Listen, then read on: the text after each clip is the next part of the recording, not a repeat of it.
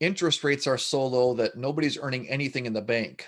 What can a person do about that? I bonds are one thing that might be appealing, and that's what we're going to talk about on today's episode of Friends Talk Financial Planning. Hi, I'm John Shear, and I run a fee-only financial planning practice in Middleton, Wisconsin. And I'm Bridget Sullivan Mermel, and I've got a fee-only financial planning practice in Chicago, Illinois. John, with the interest rates and inflation's going up, interest rates remain low. And so I know that for me, that's piqued my interest in I bonds.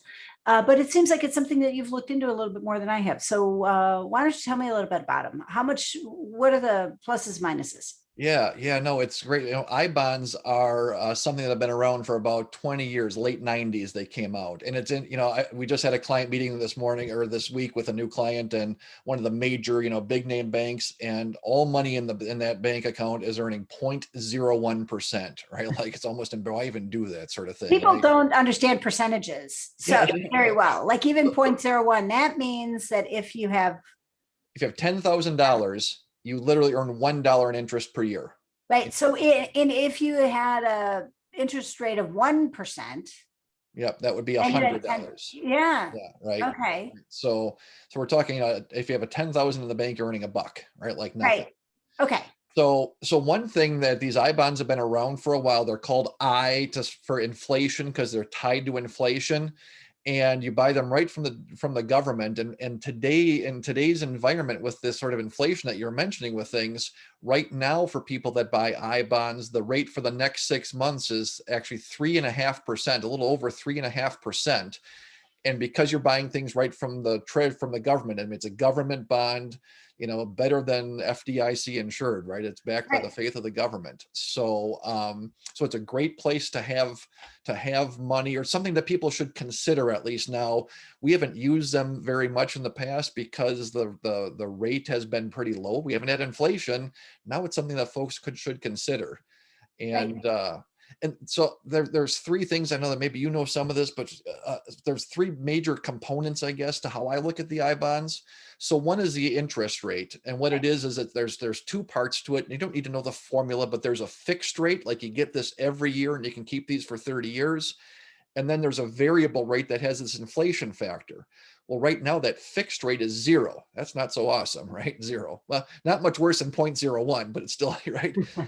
The inflation factor, though, as I mentioned, it's over 3.5%. And every May and November, that rate gets reset. So 6 months ago, the rate was like 1.5%. Not awesome, but not nothing either. Now it's jumped up with this inflation. So there might be a unique time here to get that return. And the other thing about I bonds is it never goes below zero. So if inflation goes negative, so you get your worst case is zero, best case is something higher than that. So that's one thing, is that where the rate comes in. So there's no deflation. There's no right there. It If doesn't it's go down. deflation, you still get zero. You get zero, right? And if all prices go down, you get zero. That works out pretty well. Right. And if there's inflation, you get the price of It's tied to inflation. You don't get inflation, but yeah, it goes up higher. We've had higher inflation. Now the rate goes up. Exactly. Right. Then the other thing is that there are some limitations on it. One is that you can only buy $10,000. You can only put $10,000 per year per Right. person into it, right? So you can't put $100,000 if you have that in the bank, but you can put 10,000 into it. Right. Um, and then there's some restrictions where you cannot access it. Like you can't sell this thing for 1 year. Right. So it's like a 1 year CD. So if you need money in the really short term, no. But Right. if you're saying, listen, my cash reserves for the next, 2, 3, 5 years, yeah, that's great.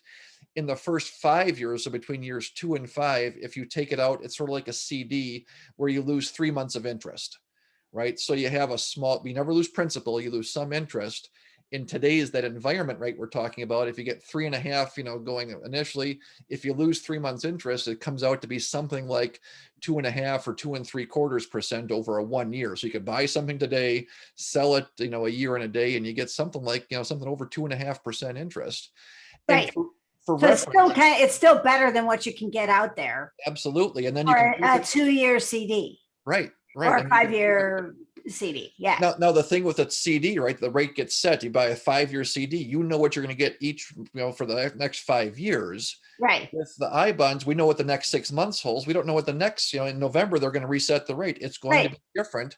And It might so, not be, but we can only put $10,000. It's not like your life savings will be in here right. necessarily. And so if inflation goes down, then in 6 months, you'd get big earning zero on this thing. If we have deflation, that Right. could be Or the if case, right? inflation zero, then it goes back down. Right. If They've got inflation some goes sort of higher, it goes down. calculation. Yep, that's exactly right on it. So we don't know. It's not the same as 5-year, but again, today for putting some money in that short-term things, I think of people who maybe got, a nice tax refund, or we had a client that got a bonus from work and said, geez, where did I put this short-term? Some of the little inheritance, maybe some extra money, or you got a little extra cash in your checking account or your savings account, could be a really nice place for this. Yeah. So there's some limitations as to what you can do, 10,000 a year, and you can't get to it for a year. It's tied with inflation. Right now, the rate is pretty good. The other thing is, from a tax standpoint, is that there's no state or local taxes on it ever. And then the federal taxes, you can defer it until you take the money out. So it's like a tax deferred CD sort of a thing, where you don't pay any interest until you take money out. And if you happen to use it for higher education purposes, there's no federal taxes on it either. So you can avoid it if it's for education.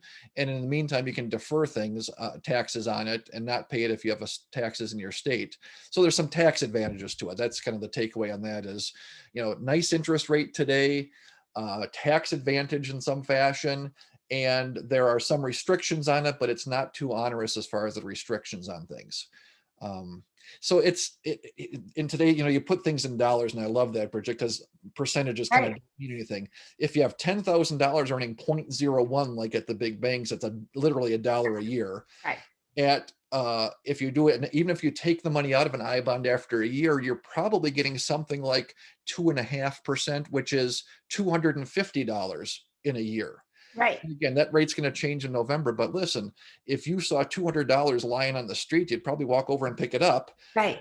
By transferring some money into an I bond, it's like literally you're going to go, listen, I could get $1, or I could get, 250 or 300 or some number like that, right? The specifics aren't quite as important as it's free money for some of these short-term things and some tax advantages. Exactly. And it seems like if you let it ride for a while, then you still can access it, but you get that higher interest rate. Right. At least potentially, 10 years ago, the rates weren't that awesome, but people that bought 20 years ago, that base rate, instead of 0, some people have it at 3% or 2 or 2.5, plus this 3.5% they're paying now. There are folks that have had these a long time that are getting 5% these days, right? That's on a guaranteed basis. Golly, where do you get that? Right. Yeah. So I think it's very worth considering. And it seems like a good time to wrap it up. So, John, thanks so much for talking about this. One thing I wanted to mention is that both John and I found out about I-bonds through ACP, or the Alliance of Comprehensive Planners. Most advisors don't talk about this because this is something that individual investors need to set up on their own. So there's no way for me to help clients do this except to point to the website and, show them how to do it. Right. I can't. Whereas at Schwab or other custodians, as an advisor, I can have an account and help people do the paperwork. Right. So you won't hear about it because most advisors aren't going to be making any money to tell you about this. That's right. If I put it that way. Yep. And it's going to be on each individual to do the paperwork. However, but people in ACP, this is the kind of stuff, I think of this as like one of those little base hits that is our stock and trade. It's not a home run. It's not going to make you wealthy you're not going to become a billionaire by doing this, but geez, it's a base hit. This isn't going to win me the game, but what I need to win the game is a lot of base hits. So at least one base hit, right? Right, that's right. Or at least a few base hits.